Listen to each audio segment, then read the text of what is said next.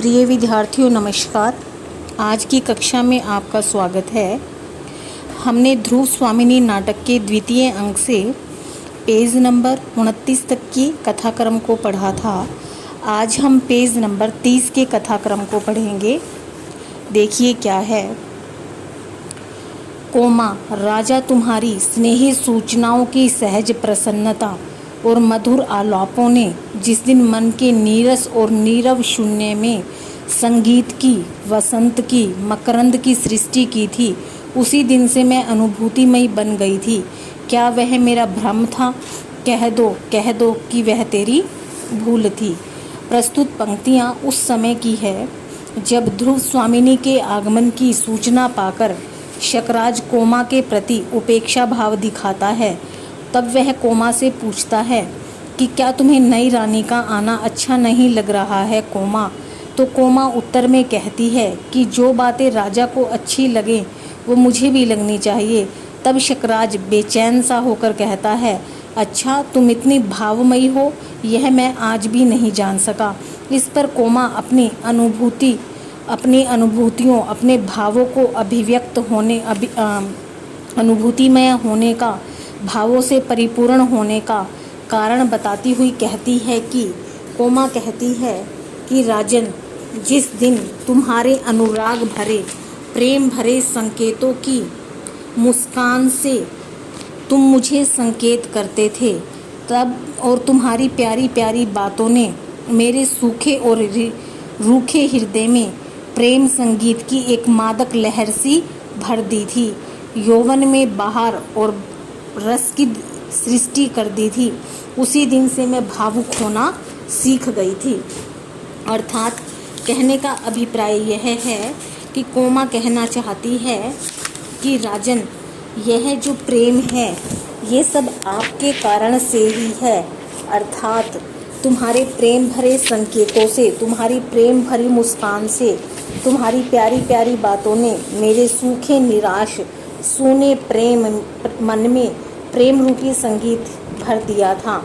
अर्थात तुम्हारे कारण ही मैं यह भावमयी बनी हूँ। और कहती है कि वसंत की, मकरंद की सृष्टि, अर्थात मेरे सूने से जीवन में बसंत की बहार और फूलों की बरसात और मादकता की विकास तुम्हारे प्रेम करने के कारण ही हुआ था। मैं तुम्हारे प्रति अनुरक्त होकर तुमसे प्रेम करने लगी थी। उसी दिन से मैं अनुभूतिमय बन गई हूँ। अर्थात उसी दिन जब तुमने मुझसे प्रेम किया था, तब से ही मैं अनुभूतिमय बन गई थी। किंतु क्या यह मेरा भ्रम था? किंतु अब सब कुछ बदला हुआ लगता है। अब लगता है कि तुम मुझसे प्रेम न करके ध्रुव स्वामिनी से प्रेम करने लगे हो। तो राजन, जो भाव तुमसे, तुम्हारे मेरे साथ थे और जो मेरे तुमसे थे, वो सब क्या भ्रम था? क्या मैंने तुम्हें प्यार करने वाला समझकर कोई भूल की थी? क्या तुम मुझे वास्तव में प्रेम करते ही नहीं थे? अर्थात राजन, जो मैंने अपने प्रेम भरे भाव तुम्हें समर्पित किए, मुझे लगता था कि तुम भी मेरे प्रति ही उतने समर्पित हो। परंतु अब बताओ, क्या वह सब मेरा भ्रम था, धोखा था? क्या मैंने तुम्हें धोखे से प्रेम करने वाला समझ लिया था? अर्थात क्या तुम मुझसे प्रेम नहीं करते थे? अर्थात कहने का अभिप्राय यह है कि कोमा शकराज को कहना चाहती है कि शकराज, ये तुम्हारा दोहरा व्यवहार किस प्रकार का है। प्रस्तुत पंक्तियों में कोमा के अनुभूतिमय और भावुक होने का वर्णन किया है। आगे देखिए। उत्तेजित कोमा सिर उठाकर राजा से आंख मिलाती है। कोमा के मन में शकराज को लेकर अनेक प्रश्न उठ रहे हैं और वह राजा से आंख में आंख मिलाकर कहती है, बताओ, मेरे प्रश्नों का उत्तर दो। शकराज संकोच से, नहीं कोमा, वह भ्रम नहीं था, मैं सचमुच तुम्हें प्रेम करता हूँ। शकराज कहता है, नहीं कोमा, तुम्हारा कोई संदेह नहीं था, मैं सच में ही तुमसे प्रेम करता हूँ। कोमा, उसी तरह तब भी यह बात? कोमा कहती है, क्या पहले की तरह अब भी यही बात कहते हो? शकराज सशंक भाव से, कौन सी बात? शकराज निसंदेह, तुम कौन सी बात की बात कर रही हो? कोमा, वही जो आज होने जा रही है मेरे राजा। कोमा शकराज को कहती है कि आज जो तुम करने जा रहे हो जो तुम आज किसी दूसरी स्त्री ध्रुव स्वामिनी के साथ करने जा रहे हो वही कभी तुमने मेरे साथ किया था। मैं उस बात की बात कर रही हूँ। आज तुम एक स्त्री को अपने पति से विच्छिन्न कराकर अपने गर्व की तृप्ति के लिए कैसा अनर्थ कर रहे हो। ये पंक्तियाँ महत्वपूर्ण हैं, ध्यान से देखिए।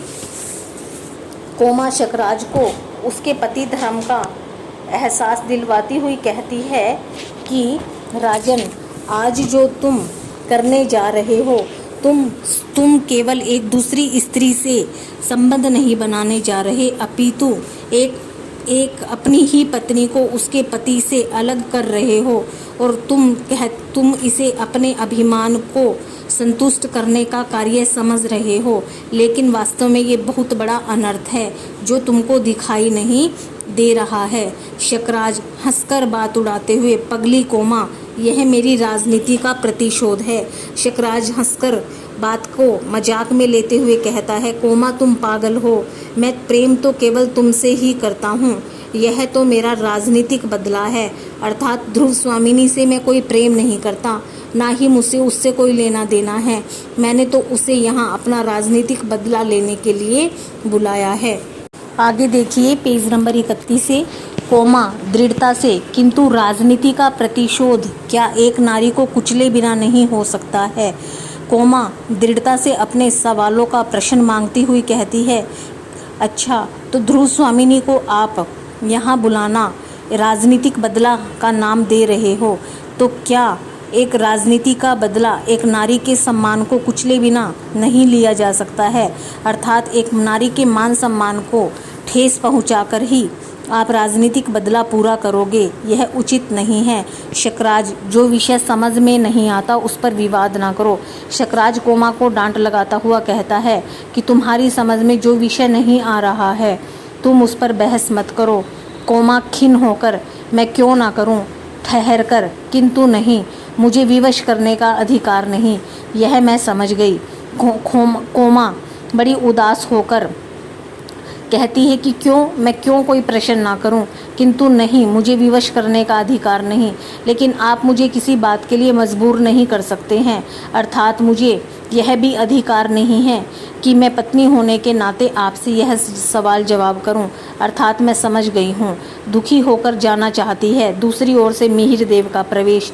वह अपने पति के उत्तरों से प्रश्नों के उत्तरों से दुखी हो जाती है और वहां से परेशान होकर जाना चाहती है। तभी दूसरी ओर से मिहिर देव का महल में प्रवेश होता है। मिहिर देव ने हाथ में लंबा त्रिशूल, घुटने तक परिच्छेद और छाती में सफ़ेद दाढ़ी, अर्थात उन्होंने हाथ में लंबा त्रिशूल और घुटने तक का एक गरखा और छाती तक की उनकी सफ़ेद दाढ़ी, ऐसा उनकी वेशभूषा है, ऐसा उनका व्यक्तित्व दिखाई दे रहा है। शकराज संभ्रम से खड़े होकर, धर्म पूज्य, मैं वंदना करता हूँ।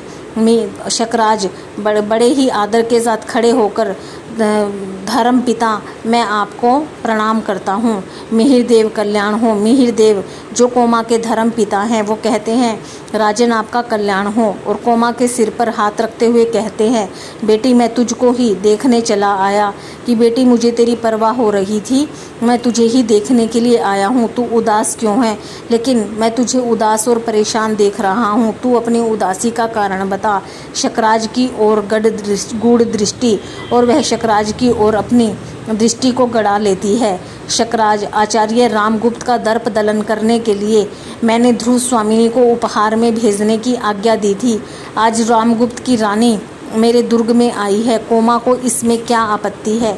शकराज कहता है, आचार्य मिहिर देव, राजा रामगुप्त के अभिमान को चूर चूर करने के लिए मैंने उसकी पत्नी ध्रुव स्वामिनी को यहाँ उपहार में भेजने के लिए कहा था, और वह संधि के प्रस्ताव की मान गया था, और उसने अपनी पत्नी ध्रुव स्वामिनी को मुझे उपहार में भेज दिया। आज रामगुप्त की रानी मेरे महल में आई है, तो कोमा को उसके यहाँ आने से क्या आपत्ति है, क्या कष्ट है, अर्थात क्या दुख है। आगे देखिए मिहिर देव गंभीरता से, ऐसे कामों में आपत्ति तो होनी ही चाहिए। राजन, स्त्री का सम्मान नष्ट करके तुम जो भयानक अपराध करोगे उसका फल क्या अच्छा होगा, और भी यह अपनी भावी पत्नी के प्रति तुम्हारा अत्याचार होगा। मिहिर देव भी कोमा का समर्थन करते हुए गंभीरता से सारी बात को समझकर कहता है कि तुमने काम ही ऐसा किया है कि कोमा को इस कार्य से आपत्ति तो होगी ही, अर्थात उसे कष्ट भी होगा और दुख भी होगा। राजन, तुम दो स्त्रियों का सम्मान नष्ट कर रहे हो, एक ध्रुव स्वामिनी का और एक अपनी पत्नी कोमा का। ये तुमने भयानक अपराध किया है और इस भयानक अपराध का फल तुम्हें जरूर एक ना एक दिन भुगतना ही पड़ेगा, और यह अपनी भावी पत्नी के प्रति भी तुम्हारा अत्याचार है। जो तुम यह कर रहे हो, तुम एक नहीं दो नारियों के आत्म सम्मान और मान सम्मान को ठेस पहुंचा रहे हो। एक तुम अपनी पत्नी को और एक जो तुम्हारी भावी पत्नी जिसे तुम ध्रुव स्वामिनी को बनाना चाहते हो उसके प्रति भी यह अत्याचार है, अर्थात यह उचित नहीं है। शकराज, शोभ से भावी पत्नी। शकराज बड़े गुस्से से कहता है, ध्रुव स्वामिनी मेरी भावी पत्नी? मिहिर देव, अरे क्या तुम इस क्षणिक सफलता से प्रमत्त हो जाओगे? क्या तुमने अपने आचार्य के प्रति पालिता कुमारी के साथ स्नेह का संबंध नहीं स्थापित किया? मिहिर देव कहते हैं, जिसे तुम राजनीतिक प्रतिशोध का नाम दे रहे हो, और इसे यह सफलता जो है पल भर मात्र की है। इस पल भर की सफलता से क्या तुम जीवन भर के लिए खुश हो जाओगे? अर्थात जो आचार्य की प्रतिपाल, अर्थात आचार्य मिहिर देव कहते हैं, मेरी पाली हुई पुत्री कोमा के साथ तुमने तो प्रेम से विवाह किया था, प्रेम विवाह किया था, अर्थात उसके साथ स्नेह का संबंध जोड़ा था। क्या तुम्हें नहीं लगता कि जिसके साथ स्नेह का संबंध जोड़ा जाता है उसके ऊपर अन्याय और अत्याचार नहीं किया जाता है, उसके मान सम्मान को ठेस नहीं पहुंचाई जाती है? क्या इसमें भी संदेह है? क्या तुमने सच में कोमा से प्रेम नहीं किया था, स्नेह नहीं किया था? क्या तुम्हें इसमें कोई अपने प्रेम करने पर भी शक है? यदि तुमने वास्तव में स्नेह किया था तो तुम उसके साथ ऐसा नहीं कर सकते हो, और यदि तुमने स्नेह नहीं किया था तो ऐसा करने में तुम्हें कोई आपत्ति नहीं होगी, कष्ट नहीं होगा। राजा, स्त्रियों का स्नेही विश्वास भंग कर देना कोमल तंतु को तोड़ने के जैसा है, परंतु सावधान होकर उसके परिणाम को भी सोच लो। जब प्रस्तुत पंक्तियाँ महत्वपूर्ण हैं, ध्यान से सुनिए। यह सुनकर मिहिर देव भी शकराज की निंदा करता हुआ कहता है कि भावी पत्नी कोमा के प्रति तो अत्याचार है ही, और वो कहती है कि शकराज से मिहिर देव कहते हैं कि तुम्हारे जैसे अहंकारी पुरुष के लिए नारी के प्रेम और विश्वास को ठुकरा देना कोमल धागे को तोड़ने के समान बहुत ही आसान है। तुम जो कोमा के प्यार और विश्वास पर कुठाराघात कर रहे हो, अर्थात जो उसे तोड़ रहे हो, तुम्हें यह एक आसान काम लग रहा है, परंतु इसका परिणाम कितना भयंकर होगा तुम यह भी याद रखना। प्रकृति स्वयं तुमसे इसका बदला लेकर रहेगी, अर्थात किसी नारी के मान सम्मान को ठेस पहुंचाना सबसे बड़ी क्षति होती है, और इसका परिणाम मनुष्य को एक ना एक दिन अवश्य भुगतना ही पड़ता है। शकराज, मैं समझता हूँ कि आप मेरे राजनीतिक कामों में हस्तक्षेप न करें तो अच्छा है। जब शकराज देखता है कि आचार्य मिहिर देव भी उसकी पत्नी कोमा का ही समर्थन कर रहे हैं, तो वह भी कोमा को जिस तरह से डांट लगाता है, वैसे ही मिहिर देव को भी कह देता है कि आचार्य जी, आप हमारे राजनीतिक मामलों में हस्तक्षेप ना ही करें तो यह हमारे राज्य के लिए अच्छा होगा। तो धन्यवाद प्यारे बच्चों, आज हमने पेज नंबर 29 और 30 की व्याख्या को समझा और कथाक्रम को समझा।